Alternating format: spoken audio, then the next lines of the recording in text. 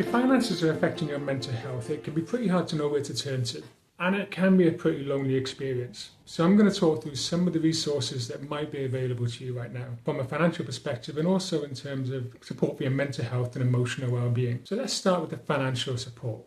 Now, what a lot of people don't realise is the extent to which the organisations they deal with, such as mortgage lenders and banks and building societies and energy suppliers, are actually required to offer some sort of support to people who are considered vulnerable customers or who are struggling in some way, whether temporarily or otherwise. So get in touch with them and find out what they offer, because they may well be able to help you in some way that you're not currently aware of.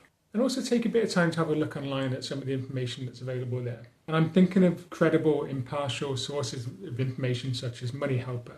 So Money Helper is a government-backed organisation that has a website carrying a huge amount of information and guides on everything from banking and budgeting to savings and pensions, investing and insurance, debts, tax, you name it. They have a guide on there that contains general guidance that can help point you in the right direction. When it comes to debt, there's a few organisations that can help specifically with that. So a good place to start is Citizens Advice, which might well have an office or what it calls a bureau somewhere local to you.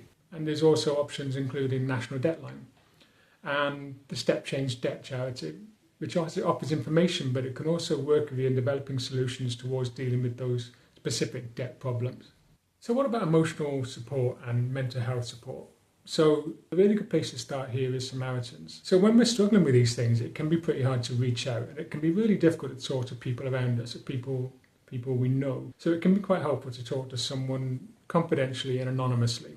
And this is something you can do through Samaritans. So Samaritans has a 24 hours a day, 7 days a week helpline. It's free on 116 123 for anyone in distress or struggling in some way. If you don't want to talk to someone on the phone, there's also a service called Shout, which is a text-only service on 85258 for anyone needing immediate emotional support. And as with financial stuff, have a look online as well, because there are organisations that offer really useful, practical mental health information and support.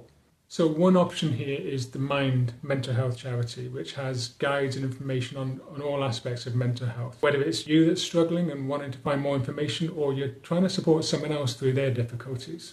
And of course, there's also the NHS, which may well have mental health services in your area that can help you get through what you're dealing with right now.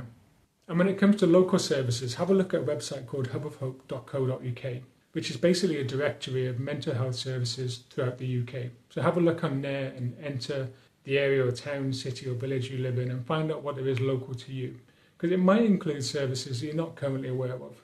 So that's just some of the resources that might be available to you right now where you can turn to for help and support.